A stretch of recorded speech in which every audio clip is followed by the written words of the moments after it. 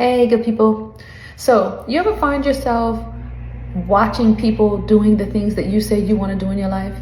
You find yourself paying attention to people, like looking for people, scrolling through, especially on social media, watching people doing the things that you say excite you, that you say you want to do, creating the things that you say you want to create. There's lots of benefit to that, right? Of course there is. There's benefit to observing, studying other people and how they do what they do, especially when what they do is what you want to do. There's lots of benefit to following people who are in the work that you want to be in. Lots of value there.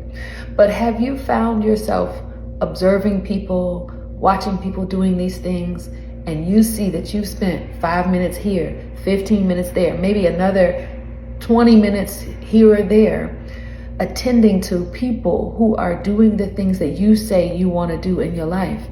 But you find that you've now wasted the time away till now you don't have the time to invest in doing the things that you said you want to do with your life.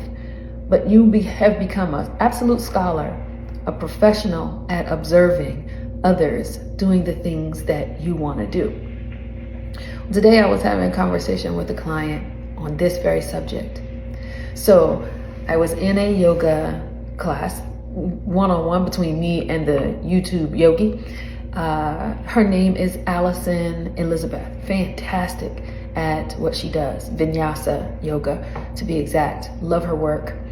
But I was in this YouTube class with her and thinking about how much time I could spend just sitting down watching her do what she's doing.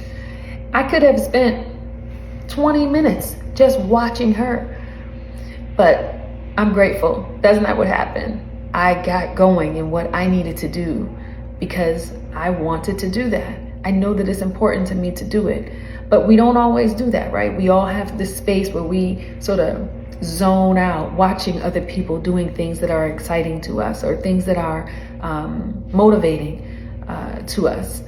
But there comes a space where we have to like draw the line where, motivation has to observation has to become an internal trigger of motivation, because that you can't hold an external motivation for very long. You've got to sort of convert that into usable fuel that you use to fuel your reality.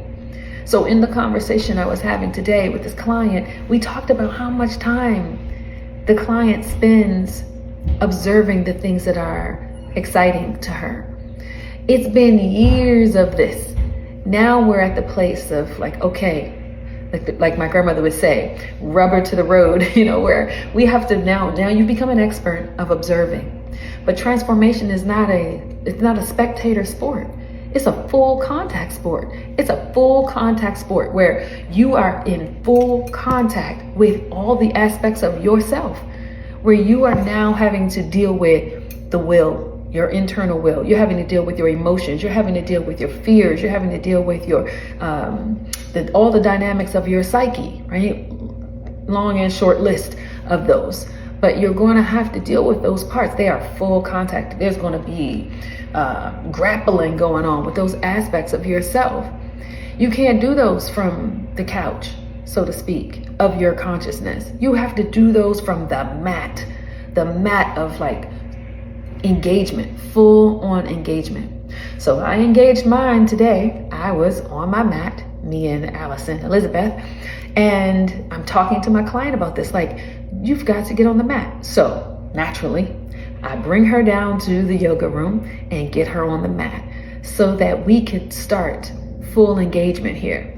So I want to challenge us all, as always, to check the places where we are sitting as professional observers in other people's reality, and encourage us, myself first, of course, and as always, to get on the mat. Bring that converted energy into work on the mat of my consciousness, the mat of my yoga studio, wherever it is, to challenge myself, full contact with my emotions, full contact with my will, full contact with my self-concept, And this is the work. Again, this is integrative and holistic, because then I got to apply other modalities to that. I got to pay attention to what I'm eating. I got to pay attention to how I'm loving myself to sleep well, how I'm taking care of myself in terms of the movement or fitness that's important to me.